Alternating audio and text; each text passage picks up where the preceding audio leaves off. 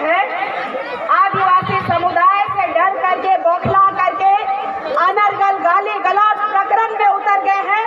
और इतिहास उठा के देखिएगा, प्रगाढ़ सिर्फ और सिर्फ आदिवासियों का मिलेगा, क्योंकि ये गाली गलौज का प्रकरण में आपकी बेटी निशा भगत को जब गाली दिया था एक कुर्मी समुदाय का एक ड्राइवर, तो उसका केस हमारे रामगढ़ के छात्र संघ के युवा आदिवासी लोगों ने किया है। इसका प्रमाण है हमारे पास। ये लोग प्रमाण के बिना बात करने वाले लोग हैं। ये लोग इतिहास को बदलने वालों में से है। आप देखिएगा, और भी वक्ता आए हुए हैं, कृपया भाई लोग ना जाएं। 2 मिनट बोलने दिया जाए। रघुनाथ बहुत दूर से चल के आई हूँ, इसलिए 2 मिनट और बोलने दिया जाए। मेरी भी दिल की बहुत इच्छा है कि अगर ये जयराम महतो मुझे पार्टी से नहीं निकाले होते तो आज मेरा समाज जो जागा हुआ नहीं रहता। अगर मैं नहीं ललकारी होती तो आदिवासी समुदाय में इतनी नेत्रियां पैदा नहीं होती। आज नहीं ललकारा होता तो आज एकजुट नहीं हुए होते। तो मैं इन फर्जी लोगों का एक और इतिहास बताना चाहती हूँ कि शैलेंद्र महतो जी जो है एक प्रख्यात राजनीतिज्ञकार कुर्मी समुदाय के आते हैं।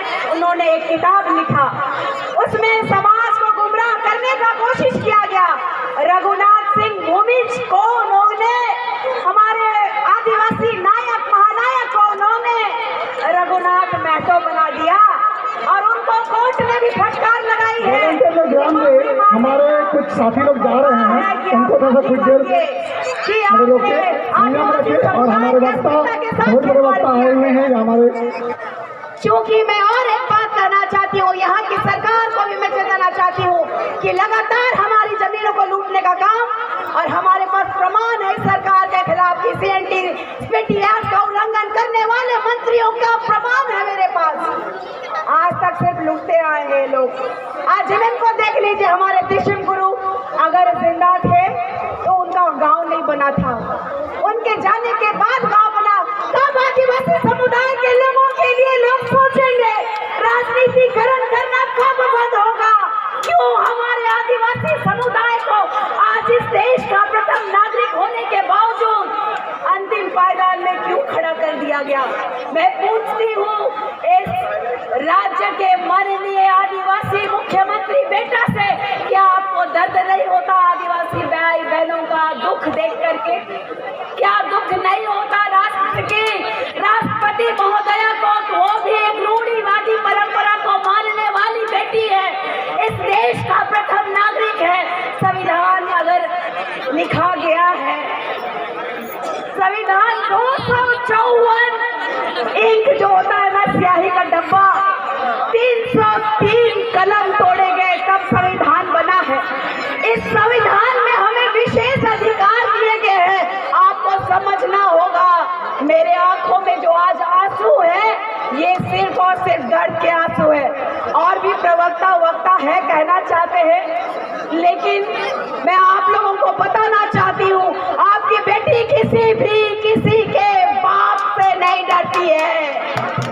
आदिवासी बेटी हूँ, आदिवासी पैदा हुई हूँ।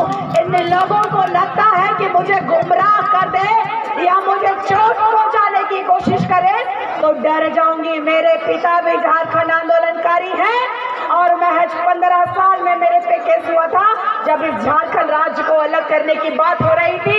मैं अपने पिता के साथ जाती थी, मैं भी बोलती थी मैं भी लड़ूंगी, अपनों के लिए मैं भी लड़ूंगी। और आज तक सिर्फ और सिर्फ नेताओं को देखते आई, लेकिन एक मौका मिला है कि हमारे समाज के लोगों को जगा सकूं।